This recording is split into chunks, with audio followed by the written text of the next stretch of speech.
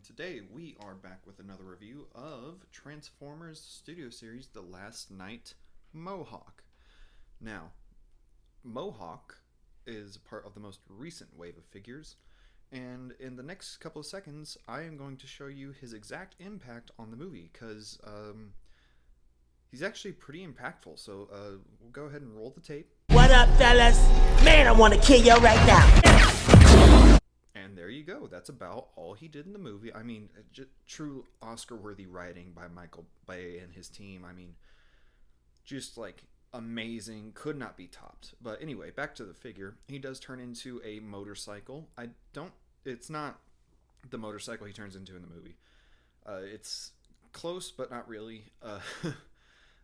He just is kind of a blob with a wheel on the front and a wheel on the back, which is about as good as I think they could get for the design. He does roll semi-okay. Not great.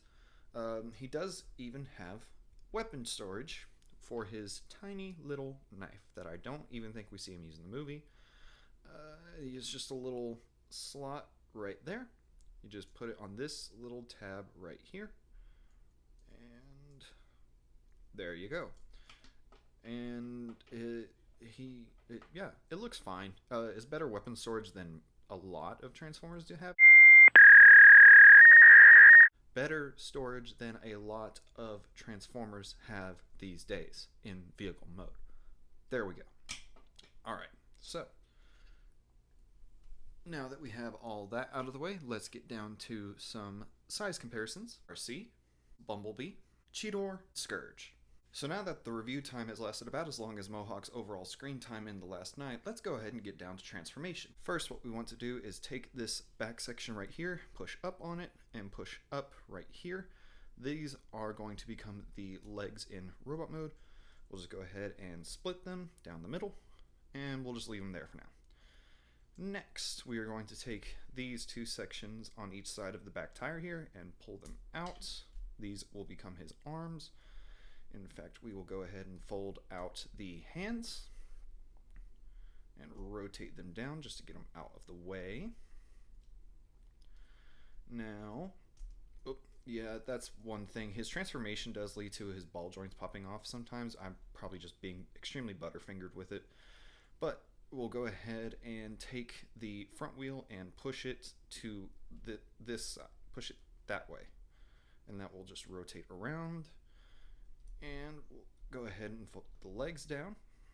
We'll push the arms down as far as they will go. Take what was the back wheel and just push it off to the side. And then flip up the head. And then there we come on. Work with me. Work with me. He doesn't have come on, stand up. Come on. Okay, and there he is in robot mode. Now, a lot like all of the Michael Bay Decepticon designs, he is mostly just a gray thing of metal. However, they don't really have an excuse for being inaccurate this time. One, the movie's several years old, so this can't be based on concept art. And two, the box even shows that his Mohawk is green. So why they decided to leave it gray here, I don't know. So yeah, overall just an extreme lack of paint, which, hey, pretty common on Studio Series, and especially the Studio Series Bay figures. Because guess what? When your character in the movie is mostly a gunmetal shade of gray or black, your figure is going to look extremely boring as a result.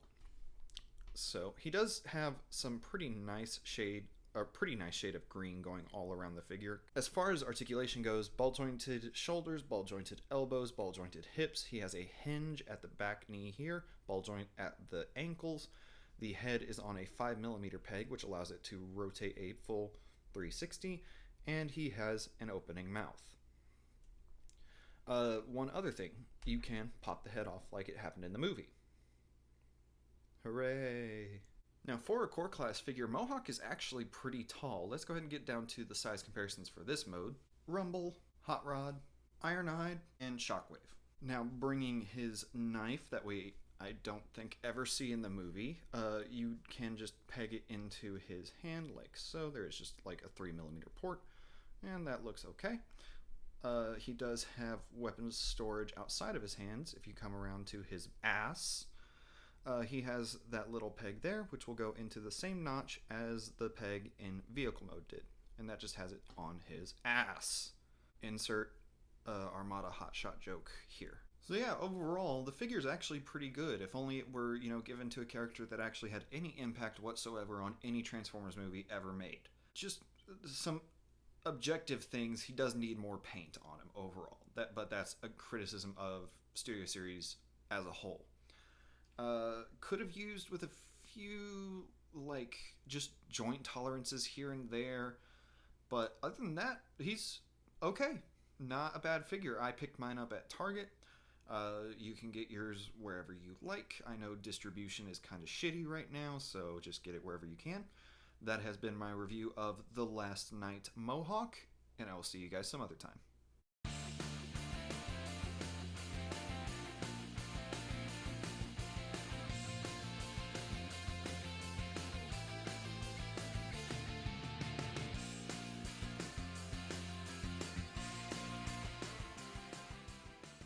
Bay versus ass.